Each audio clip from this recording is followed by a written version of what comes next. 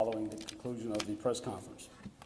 First, I would like to begin by thanking you for your attendance and the coverage from all our media partners that assisted with this investigation by broadcasting Caitlin Armstrong, who was wanted for the murder of Anna Mariah Wilson, aka Mo, that occurred May 11th in the 1700 block of Maple Avenue. I'm here to announce that Caitlin Armstrong was captured on June 29th by foreign officials in the Republic of Costa Rica, where she was detained on an immigration violation and deported back to the United States on July 2nd. On July 5th, the Austin Police Department extradited Armstrong from the Harris County Jail in Houston, Texas, to the Travis County Jail here in Austin, Texas, following a 43-day fugitive investigation. That are standing in with me today in this fugitive investigation that are located here in the Austin Division. First of all, United States Marshal Service Lone Star Fugitive Task Force Supervisory Deputy Christopher Rhodes, Deputy United States Marshal Emir Perez, and with the Austin Police Department, Assistant Chief Investigations Bureau Jerry Balzon, Austin Police Department Lieutenant Investigations Bureau Lieutenant Shane Streepy, Homicide Detective Richard Spitler, Austin Police Department Tactical Intelligence Officer, or Tactical Intelligence Unit Task Force Officer Mark McLeod, and the Austin Police Department Tactical Intelligence Unit Task Force Officer Jonathan Riley. Homeland Security Investigations Assistant Special Agent in Charge San Sato, Travis County District Attorney's Office. We have the Trial Division Intake Director Guillermo Gonzalez, Travis County District Attorney's Office First Assistant Trudy Strasburger, and Youth Justice Division Ricky Jones. This investigation was initiated, or this fugitive investigation was initiated by the Lone Star Fugitive Task Force in the Austin Division. This task force is comprised of 13 local, state, and federal authorities that include the Austin Police Department Tactical Intel Unit and Homeland Security Investigations that are here today. This task force was formally established in 2005, and the Austin Police Department Intel Tactical Intelligence Unit was our first partnership agency. This task force was formalized to assist our local, state, and federal partners in locating and apprehending violent criminals by sharing databases in real time to create an intelligence hub to extricate the worst of the worst criminals that wreak havoc in our communities by committing acts of violence that victimize members of our communities. This task force apprehends violent criminals on a daily basis here in Austin. And to give you an example, the Austin serial bomber in March of 2018 and the 6th Street shooting that took place here in the Entertainment District last year in June of 21. Our Marshals Service-sponsored task force would not be successful without our local, county, and state agencies that know their communities better than anyone else. The task force allows local crime to get federal attention, and Caitlin Armstrong is our most recent example. This case was upgraded to major case status by the United States Marshal Service headquarters, which involved many other specialized divisions, which could not be present today in attendance, but they include the Marshals Investigative Operations Division, Marshals Office of International Operations, Marshal Service Public Affairs Office, the United States Attorney's Office, the Department of State Diplomatic Security Services, and the Costa Rican foreign officials. On May 17th, a homicide warrant was issued for Caitlin Armstrong. On May 18th, the Austin Police Department requested the assistance from the Lone Star Fugitive Task Force to locate and apprehend Caitlin Armstrong, 34, who was a resident in Austin and was last known to reside in the 5300 block of Fort Clark Drive here in Austin. The Lone Star Fugitive Task Force learned during the investigation that Armstrong fled the Austin area on May 14th at approximately 12:30 p.m. when she boarded a flight from Austin Bergstrom International Airport to Hobby Airport in Houston, Texas, and then got a connecting flight to New York LaGuardia Airport.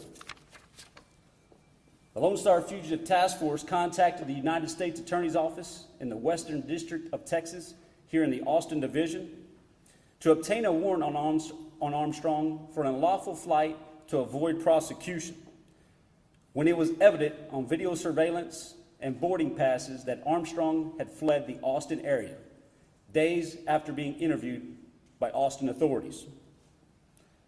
Members of the Lone Star Fugitive Task Force followed up that investigation and contacted the U.S. Marshals New York, New Jersey Regional Fugitive Task Force and the U.S. Marshals in the Eastern District of Michigan to continue investigative efforts where interviews and surveillance were established.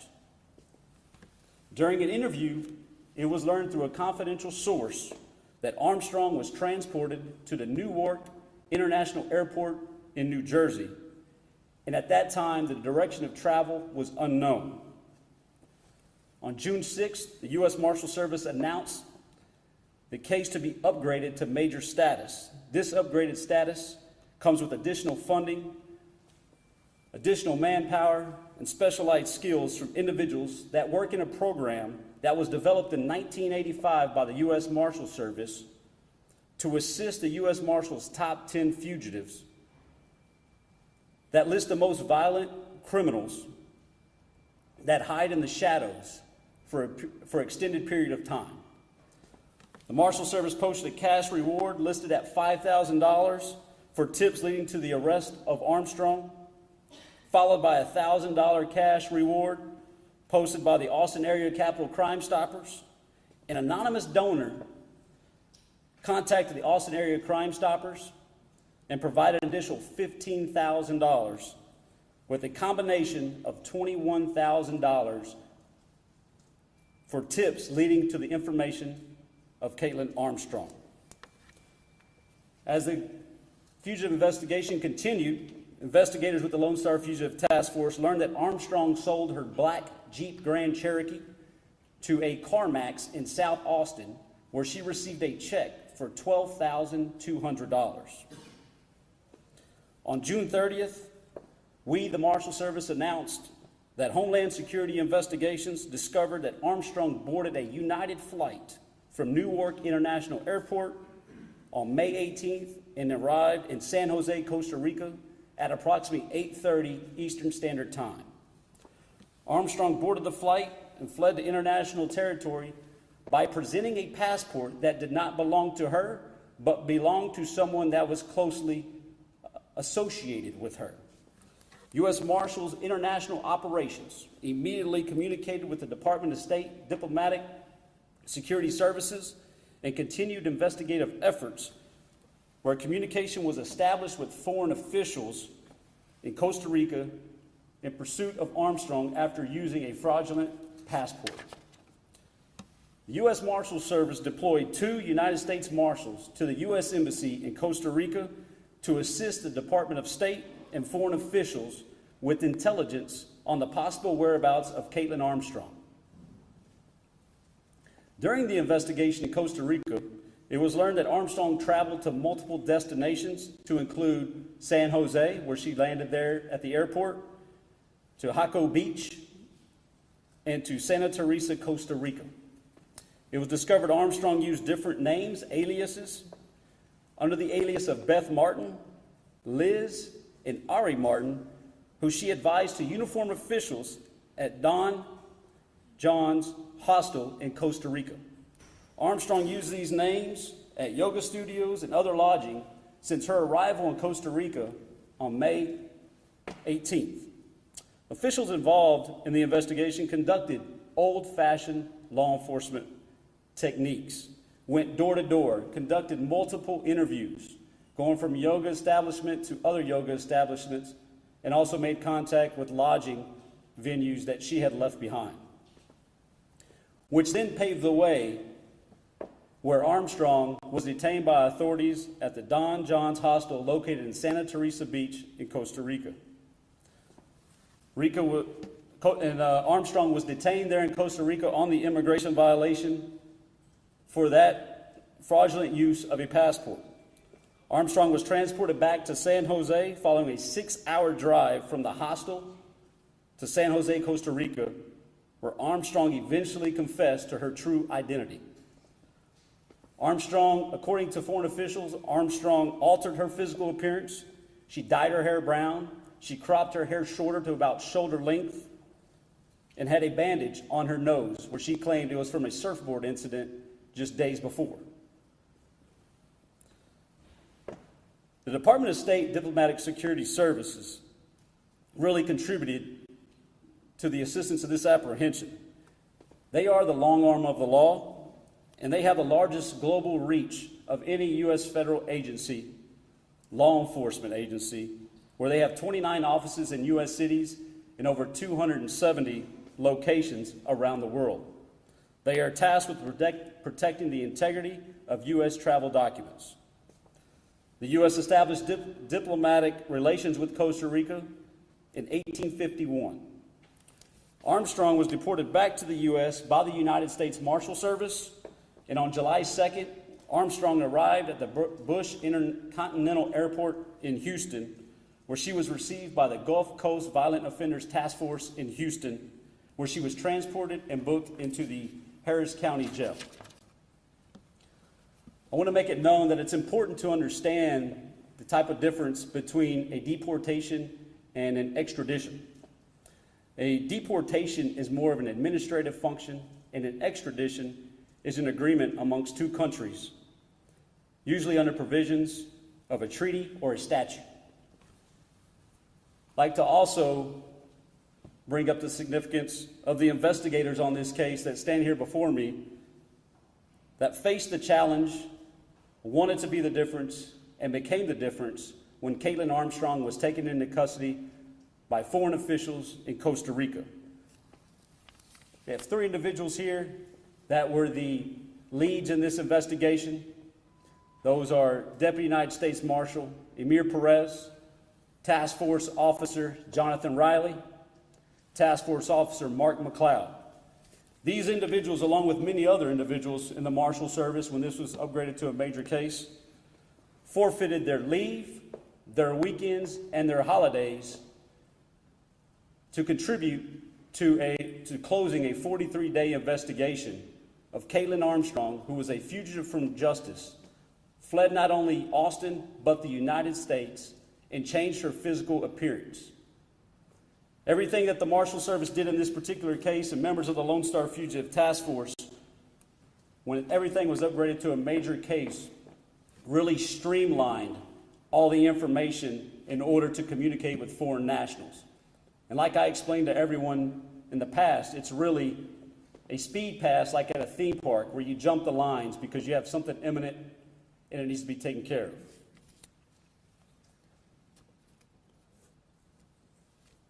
But we also want to remember the victim in this case and hope this is the beginning stage of closure for the Wilson family.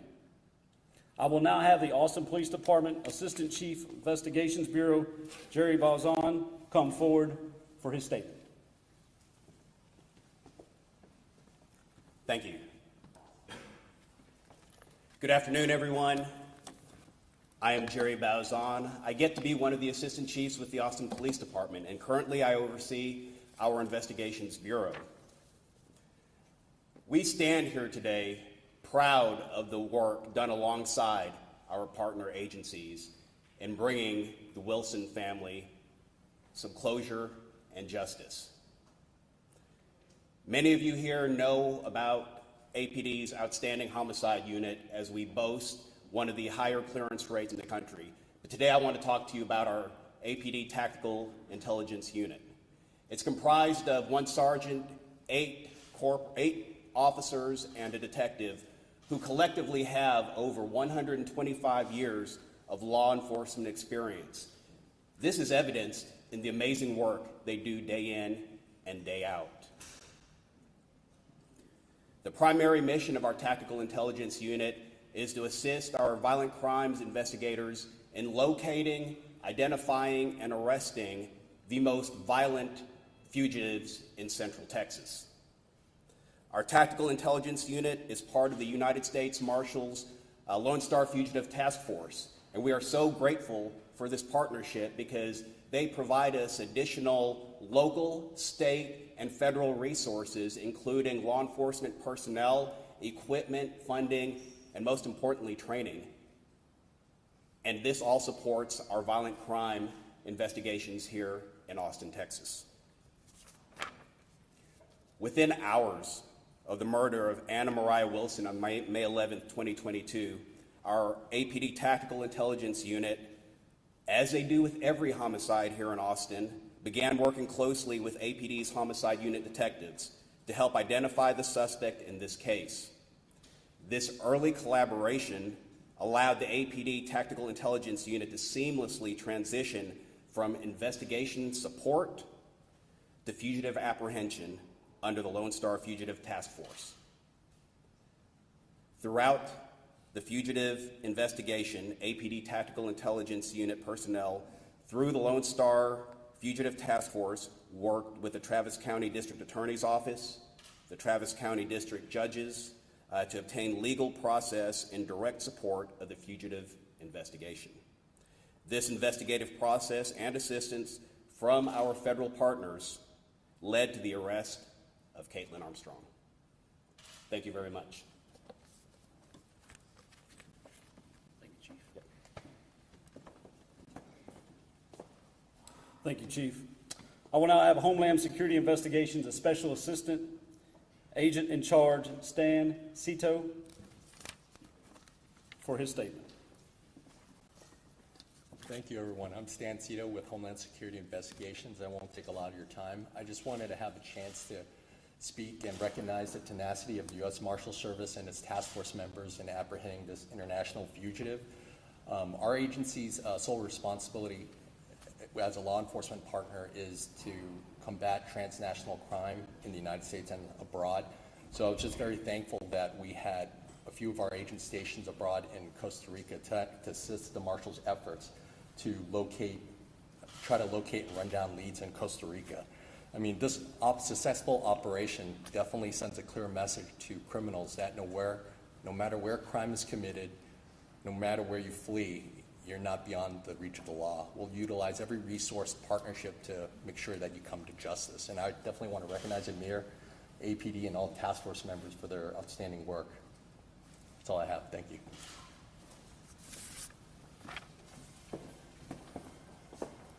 Thank you, sir. Now, I will have the United States Marshal Supervisory Deputy, Chris Rhodes, with his statement. Good afternoon. My name is Chris Rhodes, and I'm the Supervisory Deputy U.S. Marshal for the Lone Star Fugitive Task Force, Austin Division. The Austin Division is comprised of 26 specially deputized task force officers and 5 Deputy U.S. Marshals. The 26 specially deputized task force officers come from 12 local, state, and federal agencies. This diverse group of officers gives us a significant advantage when it comes to locating and apprehending fugitives. Last fiscal year, the Austin Division closed approximately 650 local, state, and federal warrants by arrest. The Armstrong case highlights the effectiveness of local, state, federal, and international authorities working together to apprehend a violent fugitive. The task force officers and Deputy U.S. Marshals assigned to this case worked day and night until Armstrong was apprehended. We would like to thank all our domestic and international partners that assisted with this investigation. We could not have brought Armstrong to justice without their dedication and support. Thank you.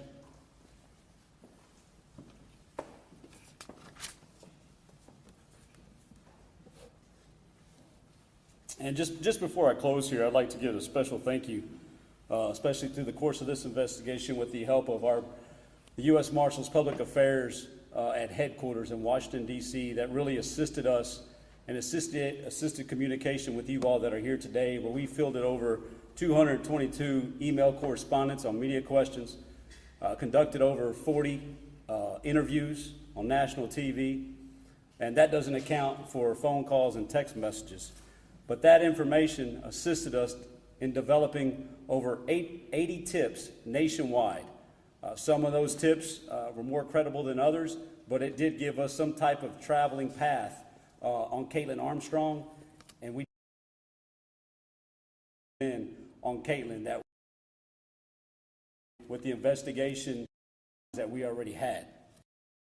Also, I want to thank the U.S. courts as well as the clerk's office for allowing us to facilitate this great facility here for this press conference. And that will pretty much conclude our press conference. You know what, I'll leave it open for a little bit for questions. If anybody has any questions, I'll take a few. Yeah, I have a question right here. You said that Armstrong used someone else's passport. Is that person facing any charges? That's currently an active investigation right now, and we have forwarded that information to the United States Attorney's Office in Austin and in also in New Jersey. Can you please shed some light into some of the details as to how you found Caitlin Armstrong, what cities in Costa Rica you were looking at, why yoga establishments? What were the key tips that came in, and how did you procure them to find her? Yeah, we developed that information through the course of the investigation by these 3 investigators that stand before us, which then we learned through HSI that she boarded that flight to Costa Rica. Based upon that, we know she was very into the yoga community. That was really her practice. And then when we were able to establish communication with the foreign nationals in Costa Rica, they too have contacts in their local communities and know, the area much better than anyone else. And they were just doing old-fashioned police work, where we concentrated, where she took a bus from the San Jose airport in Costa Rica to hours away. They knew the route of that bus, and so that police work. They know that she signed, they showed a picture, they knew that she signed the books there under these aliases, and that really started the trail of narrowing down a path on Caitlin Armstrong. Do you have any reason to believe that she had plastic surgery to try to alter her appearance? You've seen the pictures just like I have, but the receipt that we were able to obtain doesn't have her name on it, so I can't confirm that at this time. But I will say she had a bandage on her nose with a little bit of discoloration under her eyes. Her statement was that it came from a surfboard incident, and I think we'll leave it at that. Did she ever get help in her friends or? Our primary goal was to custody, and we did that in 43 days. We're not going to comment any further as far as if we believe, she had any type of assistance. But we will eventually, slowly look into that now that she's in the custody, and we'll present those facts to the prosecutors in this case. How was her attitude? Did she seem compassionate? Did she seem sorry? Or? In speaking with the foreign nationals there in Costa Rica, I'd say she was exhausted.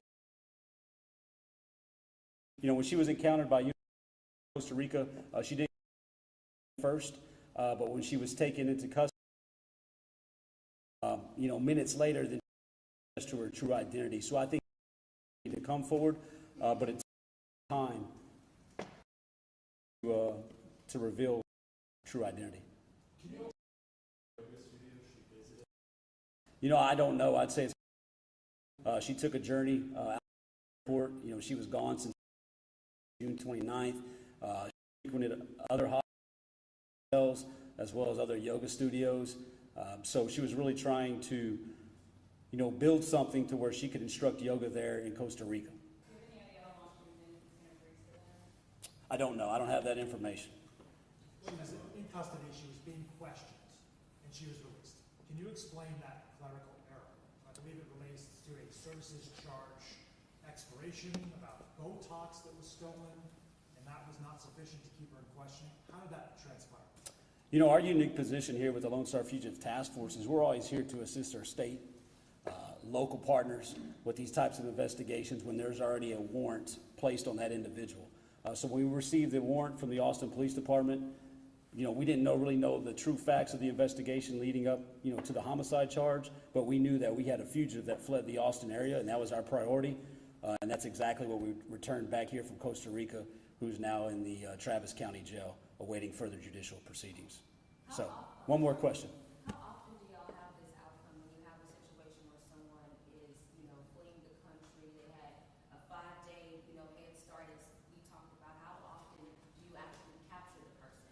Yeah, I think here in Marshal Service, we look at statistics. And last year, we arrested over 55 homicide cases here in Austin. Those weren't all from the Austin Police Department. Those are cases that are here in the Austin Division as well as incoming from other states. So, this isn't something that's very rare. No, you're looking at investigations from other agencies, a homicide investigation, if you will, that takes time to process. It takes time to process because they're waiting on witnesses, they're waiting on video to come forward. So there's many times that we're days behind. But that is why we really have what I call a hybrid model, where we take these officers from these local, state, and federal entities, and we bring them over, we deputize them, and that allows them to really expand their horizon as far as be able to reach out to someone like Caitlin Armstrong, and bring her right here into Travis County, where she's now behind bars facing justice.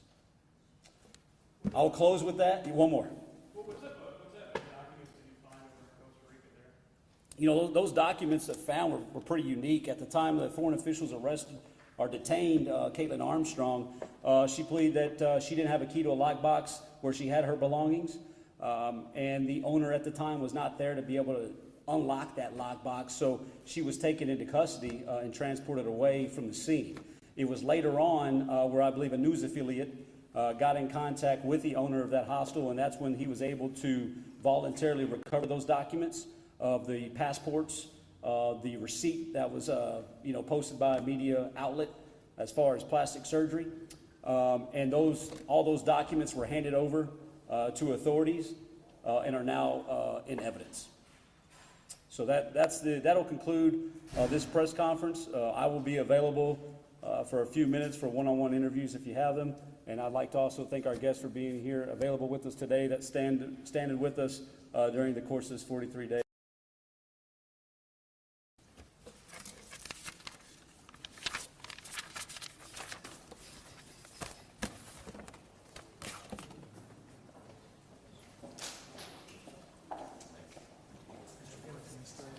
Yeah, man. What agency are you?